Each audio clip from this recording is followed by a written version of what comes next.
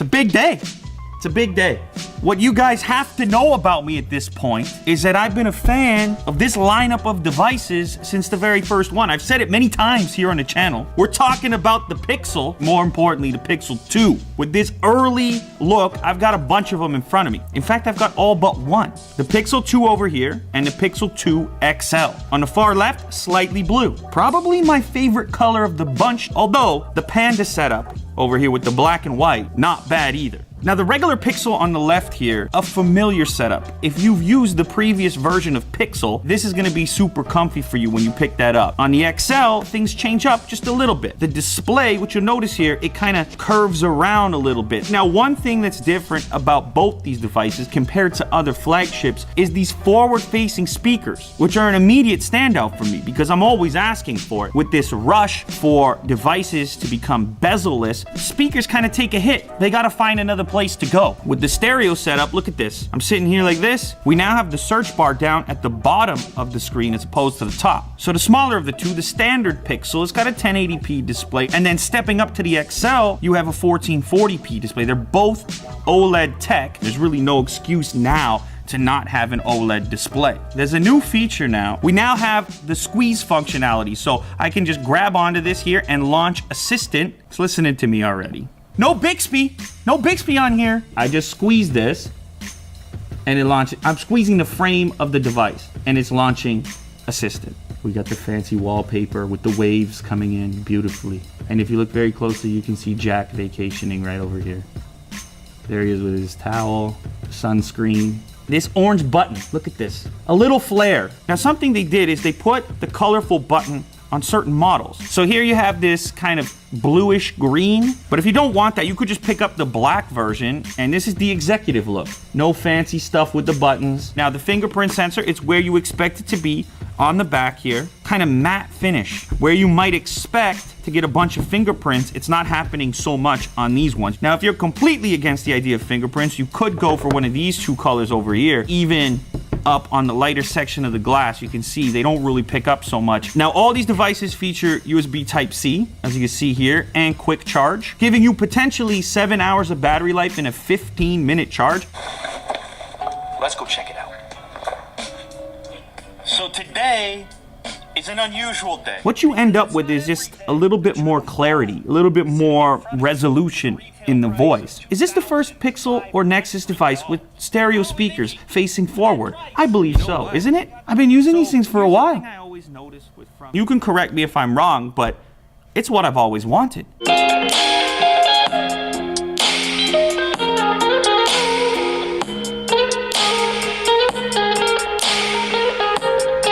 It seems pretty obvious. You want them firing at you. I can't think of another device off the top of my head right now that's still doing this to this degree. Two large grills and they're coming at your ears. Now, obviously with the bigger boy, you're gonna get a bigger battery as well. So that's something to consider. Let's go ahead and test out this fingerprint scanner real quick. Where is the perfect spot? What is the perfect unlock scenario? This is pretty close, having it on the back. We all want these giant displays. There's no room on the front anymore. Okay, fine. Truly, this is where your finger falls anyways. This is where you hold it. You don't even really think about it, to be honest. There's really no mistaking that location. So you just land on it. I know Apple, they're reluctant to put this scanner on the back. They got the big Apple logo there. This is really where it should be. That was actually very quick. Now, something I like to do to make it even more seamless is sometimes I'll just register the same finger twice. Now, let's lock this guy and let's see what happens. Oh my goodness. Okay, it's very quick.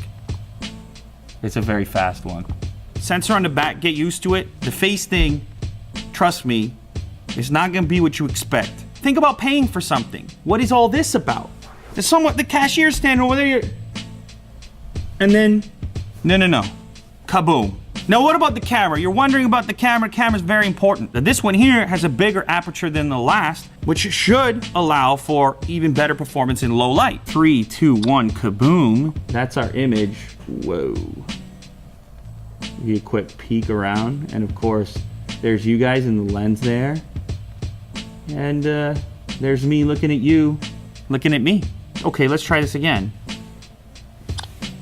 Whoa, okay, by default, check this out. Look at this. See how there's motion to it? So if it detects motion within the frame or movement within the frame, you can actually toggle motion on and see a few frames of movement prior to the snap. Now there's also a portrait functionality which will simulate this very shallow depth of field that you've seen on certain phones, certain cameras. This one is capable of emulating that effect from a single lens system. So, okay, you know what? I got a good idea. Let's get this. Look at that. She's ready for portrait mode. So through machine learning, it's capable of distinguishing the edge of a portrait essentially, and it can distinguish what's important in the frame and what you might want to blur. Bye-bye. Bye-bye time. Jack, why do you keep this thing around anyway? All right, guys, so there's this feature called Now Playing in which Assistant can pick up a song that's playing in the background and tell you what it is on your notification pane, like on the lock screen. But it's doing it locally on the device. It's not like sending that data anywhere. In fact, it'll work on airplane mode. Oh, I don't know if they can see it because it's in the, look at that. It just grabbed it, Now Playing. So I can remember the song that came on maybe in a public space at a bar or something like that. Oh, this is good, and boom, go into the notifications and it's sitting there. I can download it or do whatever I want. It doesn't end there with Assistant. There's another cool thing, which is new, the ability to trigger device level modifications right from within Assistant. So for example, on the old Pixel, if I launched into Assistant and said start my hotspot, I would just get some instructions from Google on how to do so. But on the new one, here, I'll launch it with Squeeze. Start my hotspot. Turning Wi-Fi hotspot on. Bam! You like that? Stop my hotspot. Turning off Wi-Fi hotspot. What more do I need to say, all right? We're living in the future. Okay, so both of these models are gonna be available in 64 gigs or 128 gigs of storage. And unlike the previous one, this one has IP67 certification for water resistance and whatnot. All right, so there you have it. The Pixel 2 and the Pixel XL2 showcased in various colors. And let me know down in the comments, which one would you go for?